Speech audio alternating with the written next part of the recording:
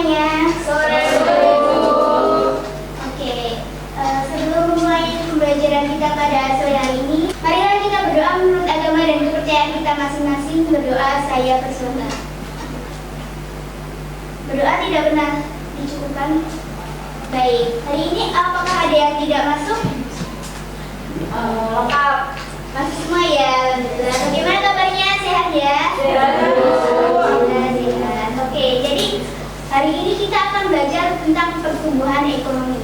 Nah, mengapa kita harus mempelajari pertumbuhan ekonomi? Tujuannya adalah agar nantinya kalian dapat menguasai konsep pertumbuhan ekonomi dan juga memahami bagaimana permasalahan yang mungkin timbul akibat pertumbuhan ekonomi dan strategi untuk menghadapi permasalahan tersebut. Nah, melalui pembelajaran ini juga diharapkan nantinya akan tumbuh sikap kritis, kreatif, jujur, dan bertanggung jawab dalam menghadapi berbagai isu perekonomian yang sangat kompleks. Ada yang ingat sebelum pertemuan ini membahas mengenai apa? Ya, pada pertemuan sebelumnya kita telah membahas mengenai apa itu pengangguran. Jadi pengangguran itu terjadi ketika jumlah lapangan pekerjaan dan jumlah angkatan kerja itu tidak sesuai. Jadi terjadi ketidakseimbangan atau ketidakstabilan antara jumlah lapangan pekerjaan dan jumlah angkatan kerja yang tersedia. Nah, pengangguran ini memiliki dampak yang sangat beragam. Salah satunya yaitu terjadinya tidak kejahatan dan juga turunnya pendapatan nasional. Nah, untuk mengatasi permasalahan ini maka kita perlu memahami lebih dalam mengenai apa itu pertumbuhan ekonomi yang menjadi salah satu indikator penting dalam mengukur kesejahteraan suatu negara. Oke, jadi hari ini kita akan mempelajari tentang pertumbuhan ekonomi. Baik, tadi seperti yang sudah saya bilang, hari ini kita akan mempelajari mengenai apa itu pertumbuhan ekonomi. Nah, sebelumnya ada yang sudah tahu pertumbuhan ekonomi itu apa sih? Belum ya. Jadi pertumbuhan ekonomi itu adalah perubahan kondisi perekonomian secara berkesinambungan yang terjadi di suatu perekonomian menuju keadaan yang lebih baik selama periode waktu tertentu. Nah, pertumbuhan ekonomi ini juga dapat diartikan sebagai kenaikan kapasitas produksi suatu perekonomian yang diwujudkan dengan kenaikan pendapatan nasionalnya. Pertumbuhan ekonomi ini akan memiliki dampak salah satunya pada peningkatan pendapatan di suatu keluarga. Ketika keluarga itu memiliki pendapatan yang meningkat, maka kebutuhan sehari-hari dan kebutuhan dasarnya akan terpenuhi menjadi lebih baik pula. Nah, suatu keluarga yang sudah memiliki pendapatan yang lebih baik, ini berarti kan keluarga tersebut sudah tidak menganggur karena mereka sudah punya penghasilan. Jadi dengan adanya pertumbuhan ekonomi ini nanti akan dapat mengurangi jumlah pengangguran yang ada. Kemudian selanjutnya yaitu ada faktor penentu pertumbuhan ekonomi. Yang pertama ada sumber daya manusia.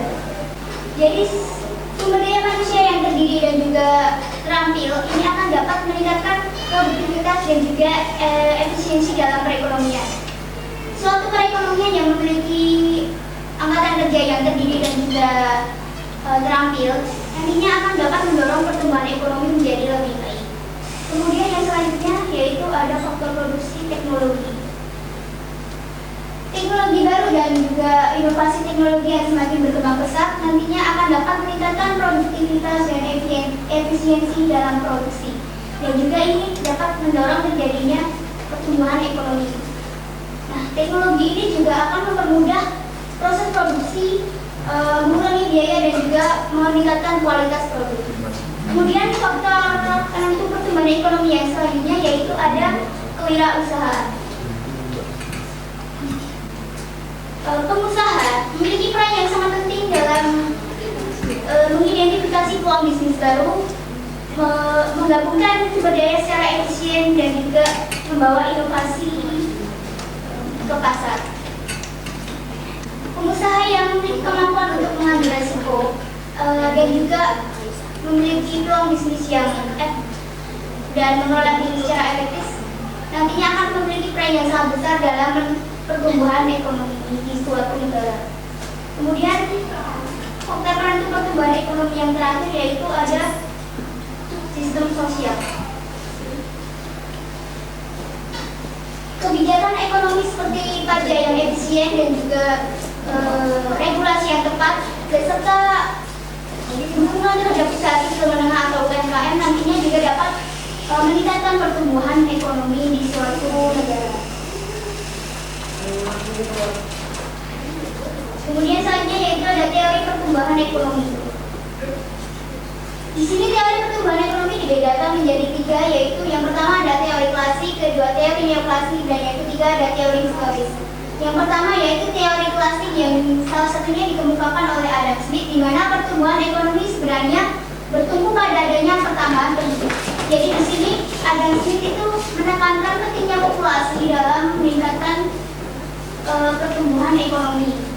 Kemudian yang kedua yaitu ada teori neoklasik menurut Joseph Stiglitz, di mana pertumbuhan ekonomi suatu negara terjadi jika para pengusaha mengadakan inovasi dan juga mampu mengadakan kombinasi baru atas investasinya atau proses produksinya. Jadi di sini Stiglitz itu menyoroti pentingnya wirausaha dan juga inovasi dalam pertumbuhan ekonomi.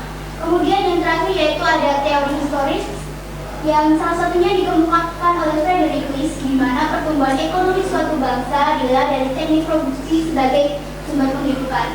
Di sini Frederick List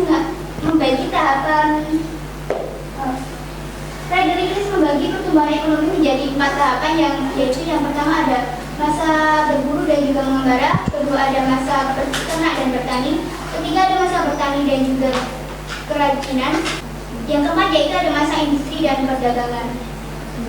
Kemudian yang selanjutnya yaitu ada perhitungan pertumbuhan ekonomi. Jadi tingkat pertumbuhan ekonomi itu dapat diukur menggunakan GNP maupun GDP. Kalau jika menggunakan GDP, rumusnya adalah GNP tahun sekarang dikurangi GNP tahun lalu dibagi GNP tahun lalu dikali 100%. Di mana PE itu adalah tingkat pertumbuhan ekonomi, GNP atau Gross National Product ini adalah nilai pasar keseluruhan produk. Jadi kalau menggunakan GDP juga sama, tinggal GNP-nya nanti diganti GDP.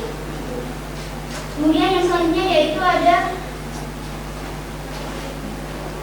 video. Jadi sebelum videonya saya tayangkan, saya akan membagi kelas ini menjadi 4 kelompok. Oke, jadi berhitung dimulai dari Mbak Rum. 1, 2,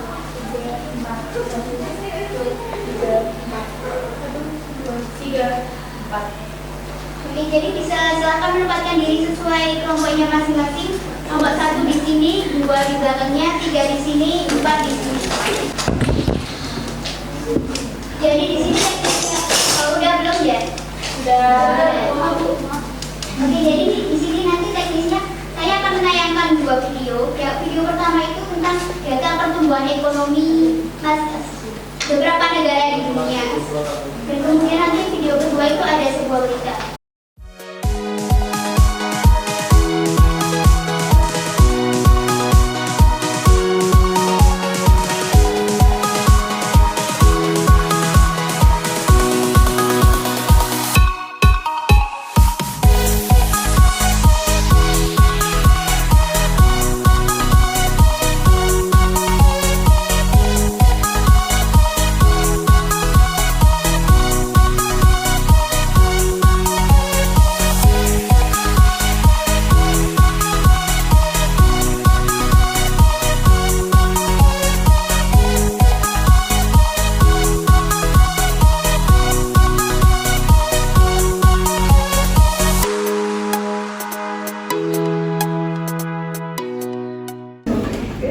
Baik, apakah diskusinya sudah selesai?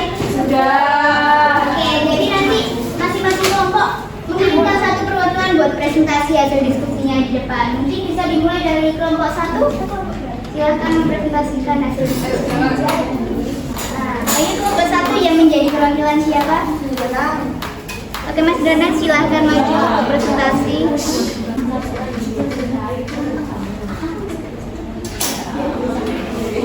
Jadi kelompok kami, kelompok 1 mendapatkan jawaban dengan pertanyaan apa faktor-faktor utama yang menyebabkan pertumbuhan ekonomi tahunan Indonesia mencapai 5,17%. meskipun mengalami kontraksi kuartal sebesar 0,83%. Kelompok 1 mendapatkan jawaban kontribusi sektor pemerintahan mencatat pertumbuhan sebesar 18,88% yang kemungkinan besar disebabkan oleh peningkatan belanja pemerintah, program stimulus ekonomi, dan proyek infrastruktur. Belanja pemerintah yang lebih tinggi dapat meningkatkan permintaan domestik dan mendorong pertumbuhan ekonomi. Baik, bagus banget jawabannya.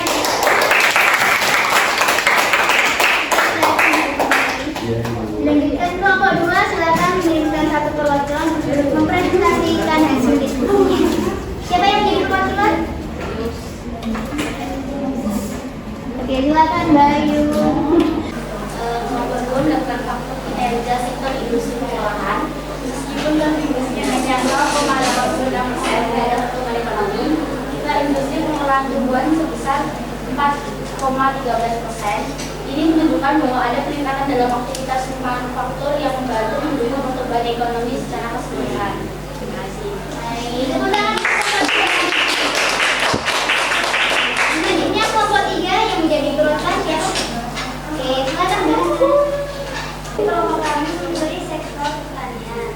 Meskipun sektor pertanian mengalami kontraksi sebesar 3,54%, faktor musiman seperti kondisi cuaca buruk atau siklus panen dapat mempengaruhi kinerjanya.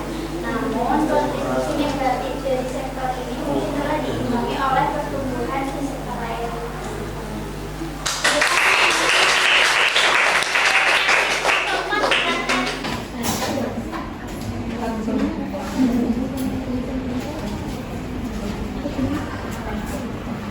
Kemudian faktor dari yang dapat yaitu ekspor dan impor. Pertumbuhan ekspor yang kuat yang didukung oleh permintaan global yang meningkat dapat berkontribusi positif terhadap pertumbuhan ekonomi. Di sisi lain, peningkatan impor barang modal dan bahan baku juga mencerminkan peningkatan aktivitas ekonomi domestik. Baik, tepuk tangan.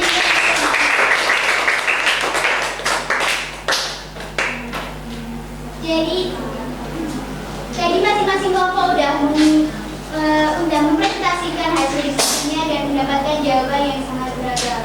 Jadi faktor-faktor utama yang menyebabkan pertumbuhan ekonomi tahunan Indonesia mencapai 5,11% meskipun mengalami kontraksi kuartal sebesar 0,83% ini ada 4 faktor tadi yang sudah disampaikan oleh masing-masing kelompok. Yang pertama ada kontribusi di sektor pertanian, kemudian ada kinerja sektor industri pengolahan, dan juga yang ketiga ada sektor pertanian. Dan kelompok 4 tadi memberikan pendapat bahwa salah satu faktor pertumbuhan ekonomi yang menyebabkan pertumbuhan ekonomi tahunan yaitu pertumbuhan ekspor dan impor.